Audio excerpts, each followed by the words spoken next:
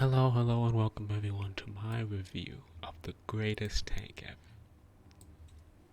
This is simply the best tank ever made. Just ever.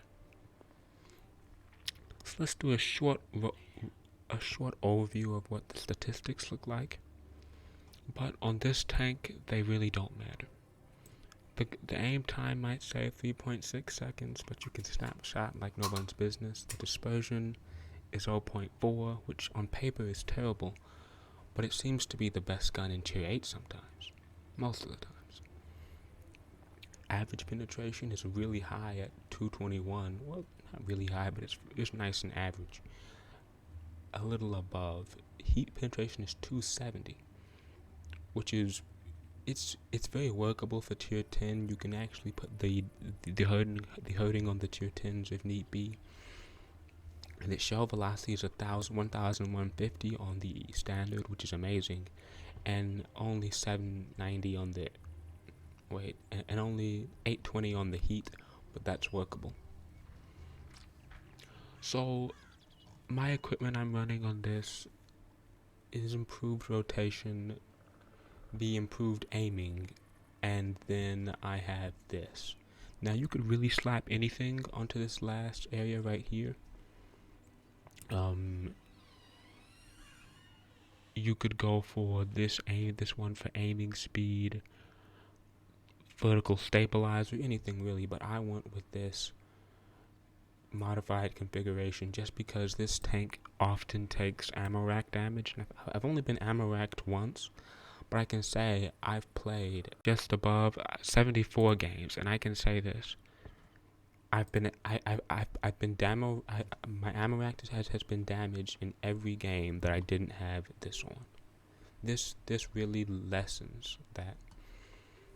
So let's get into some nice replays. There's no point looking at the stats too much, as we all know it is a Russian tank. Our first game is on mines, and it's only right that we start off here, being that we're actually bottom tier in this game. But we still managed to pull through and have a great one. So first of all, there's a Kranwagen, a Rhinocerante, a Jagdpanzer 100, and a tier 10 artillery. So only 4 tier 10s really, but this is still a tier 10 game, and we're gonna dominate. So right away, looking at our missions, let's be honest, we're not gonna really finish this one. This tank really is more about doing damage as opposed to bouncing it. You do have a bit of armor, but nothing that you would want to rely on. So we're just going up towards the hill. I don't have any plans of actually getting on top of the hill, as that's more or less suicide. It's near impossible for me to get up on the hill in this vehicle. Now this is one of the rare battles where there's not really that many light tanks, so there is no insane hill rush. So we actually get to play this game normally. And I'm just mad right here, because to be honest, I didn't want a tier 10 game. I wanted a nice tier 9 game or tier 8, and then all of a sudden I get spotted moving out of my own spawn. So that projectile really had it coming if he wanted to get spotted around me. And he did, and we gave him a nice 781, and that's the uniqueness of this tank. It's one of a kind, really, because it's like the tier 10 ST2, but down at tier 8. Why I don't compare it to the tier 9 IS-32s, because the IS-32 is a lot more mobile than the ST, and this thing is more like the ST in the way that it's not that mobile, but it hits hard and has decent armor. So there's a bulldog over there. We're still trying to take out the light tanks that went here. I would say it was a mistake. I'm mad again. This Loey's just messing with me. And now I banished him back to the garage. He should never have even tried me. I was too powerful. I'm in a Russian tank, and we just defeat him overall. I'm sure he wasn't expecting to get completely obliterated like that, but there you go. Now, okay, that shot might have been a little embarrassing, because that bullet just dipped right down where it had no place, no business going. The M41 Bulldog is lucky, but it doesn't matter. We hit him once, 390, 339, a massive low roll to be honest. And we're just trying to reload again. We have auto aim on, and we don't get the kill. So keep that in mind. We're still reloading a shell. There's a leopard PTA. He got lucky. He damaged our gun, and that's one thing about this tank. You will get a lot of shots into your gun, and that's only fair because you have two guns. So bullets just fly over it. And on tanks where they would have normally missed, there's actually a second gun there. So you get a weird little bounce. Although the guns do get damaged a lot. Now we're just looking for the Rhino. He does have 2 kills, so he has been throwing down, but it doesn't matter. We're a Russian tank, we're tier 8, we're premium. And we are gonna handle him like no one's business. So the Rhino peeks out. The underplate's a little sus, so we hit the track. 337, another low roll, but it doesn't matter. We got damage, and we weren't damaged in return. Now we're waiting for the second shot. Pull out on the PTA. Snap. Right into the track area. The PTA is a little upset. He doesn't realize how powerful our tank is, or maybe he does. That's why he didn't poke out again. At least he knows that. So now we have we're up to 2.5 thousand damage, 112 assisting damage, although that assisting damage might as well be 0 because 112 is not a contribution. Speaking of assisting damage, now we see that the Rhino's turned around. The pesky PTA is nowhere to be seen, and we're looking to get some big damage into the rear of this Rhino. We could have hit the PTA, yes, but the Rhino is more of a danger to our team. We hit him 832. That's where this tank really shines. When you can get those double taps and just unload all your damage at once, you are forced to be reckoned with. The Rhino's a little upset. He just got owned by a tier 8 tank. Well, not yet. See the pinpoint accuracy, 0.4 dispersion means nothing.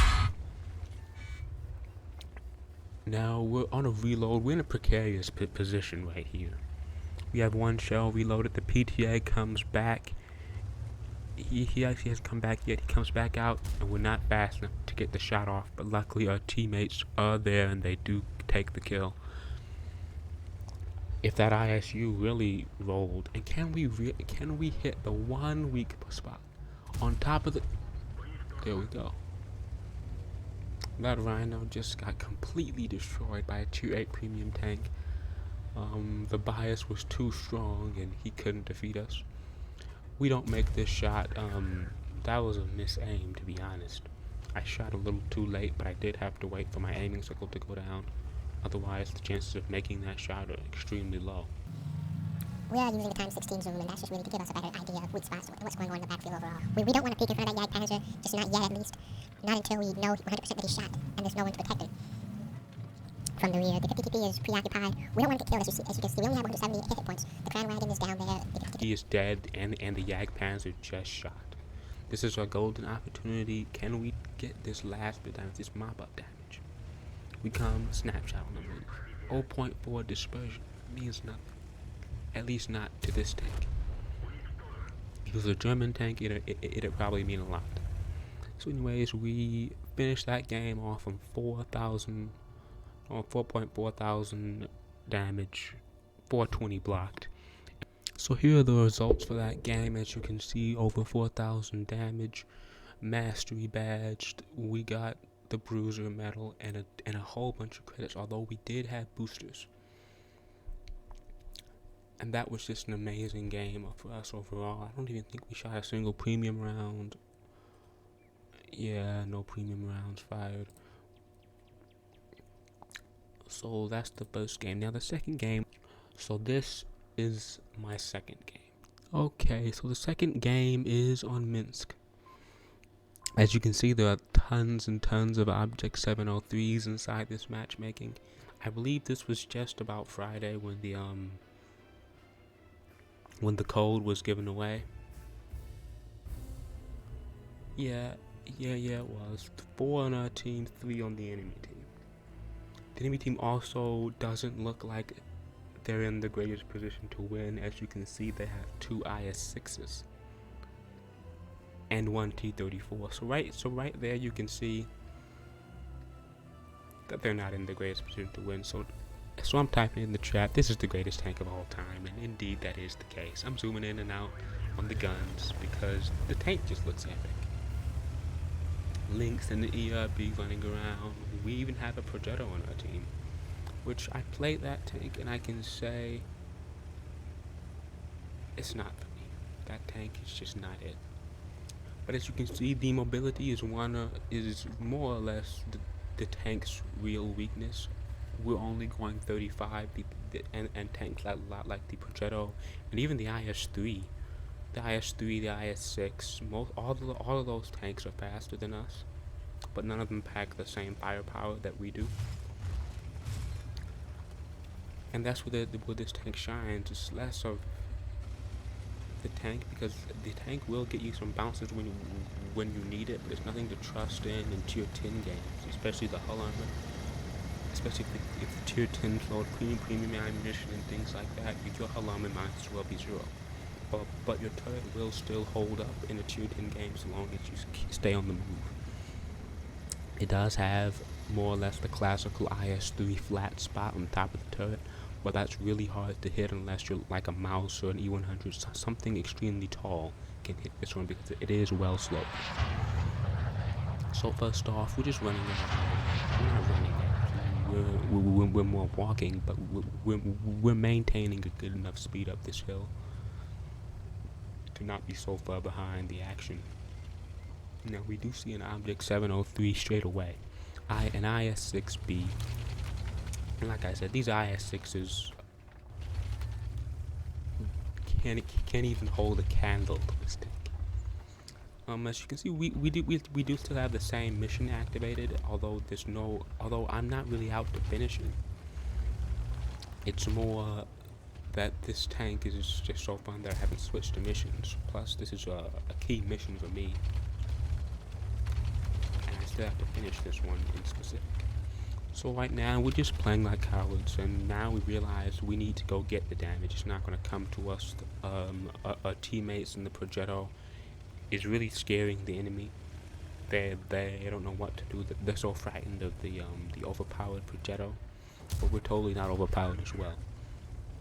Skoda pops out. We get one into his rear.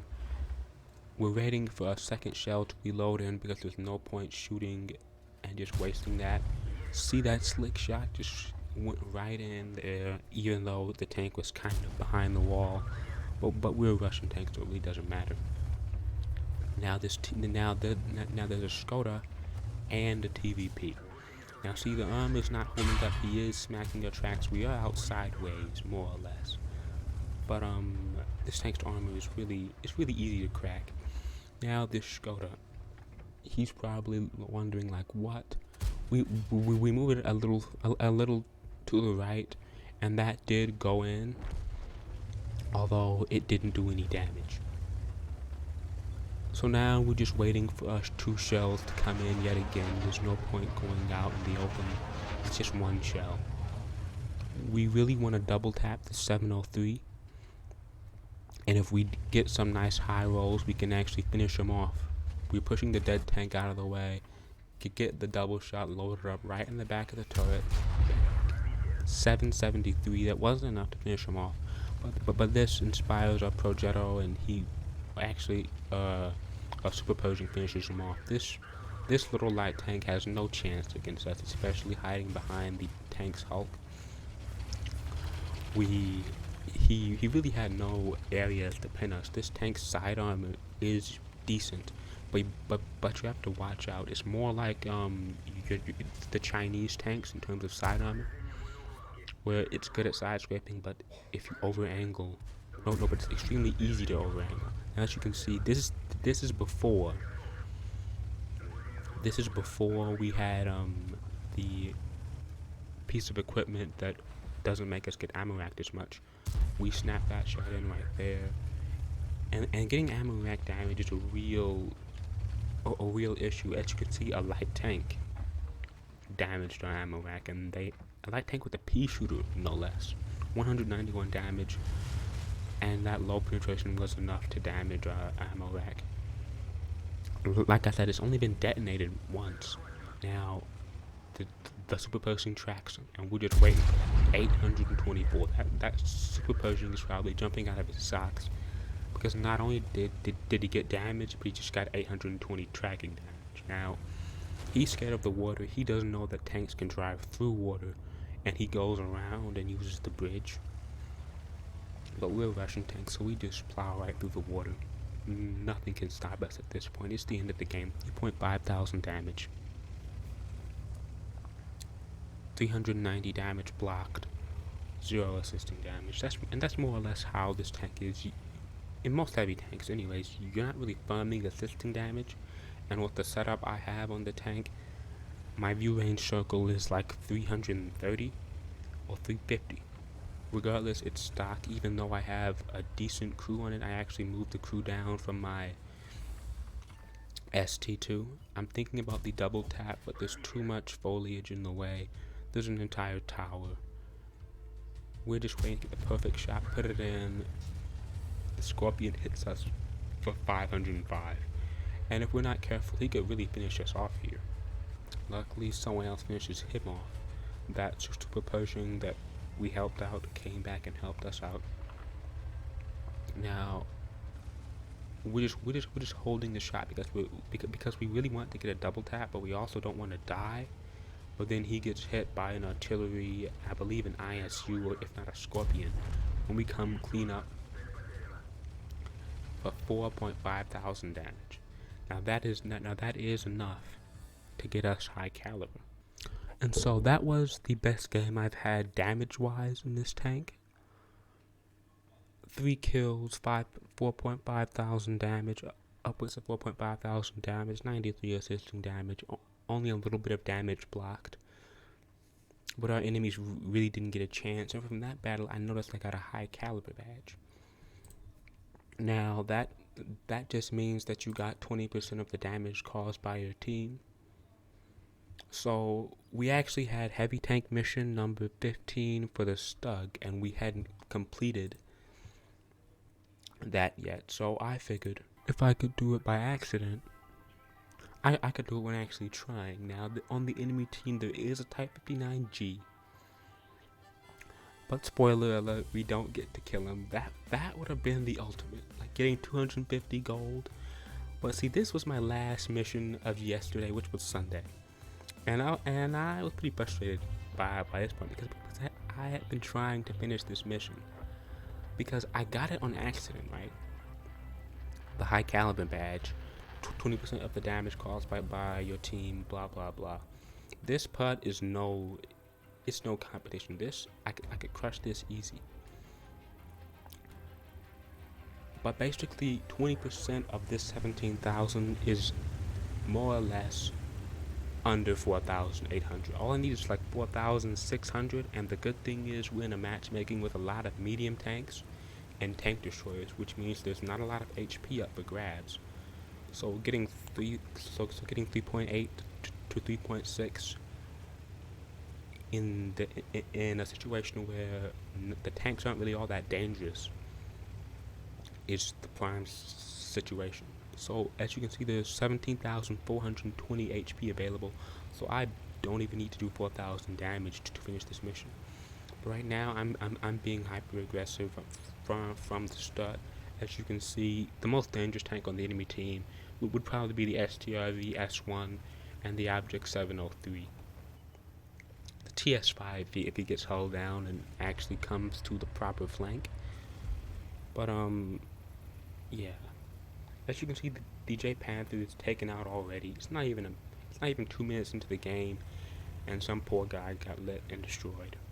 The KB3 is over on that flank, which is it's a little off-putting. That just makes it seem like there's not a lot of heavy tanks going here.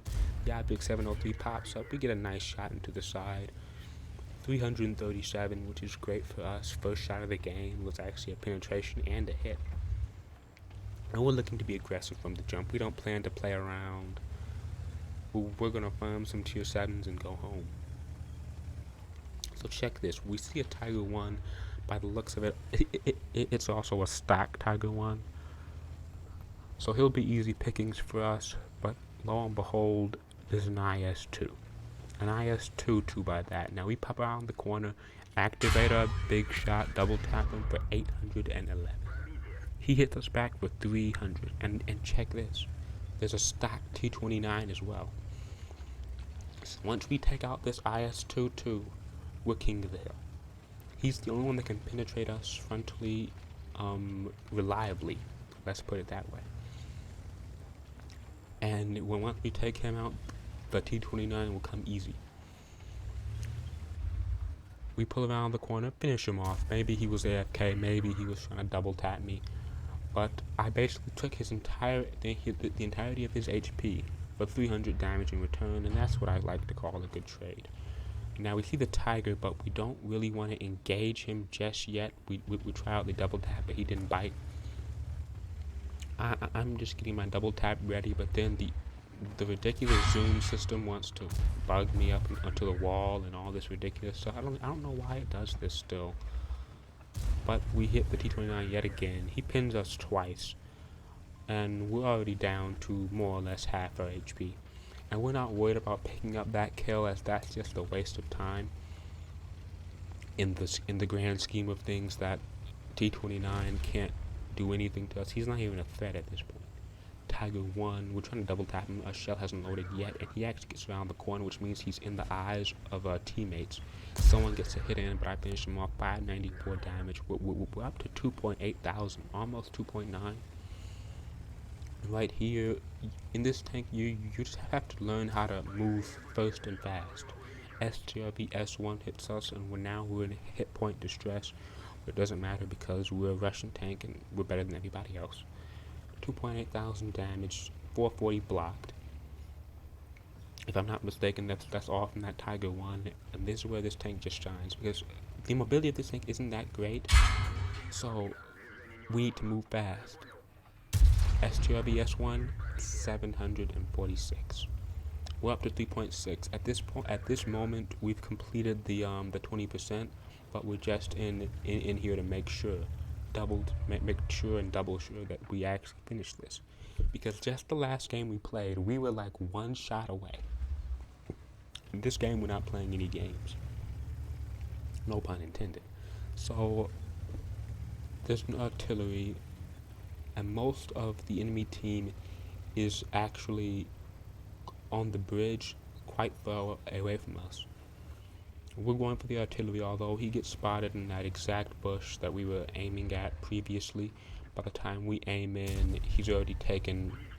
He's basically already dead by the time that we finish aiming. The STRB S1 went and drowned himself in the water. Very unfortunate that I didn't get to get that bit of damage. 10 base cap points.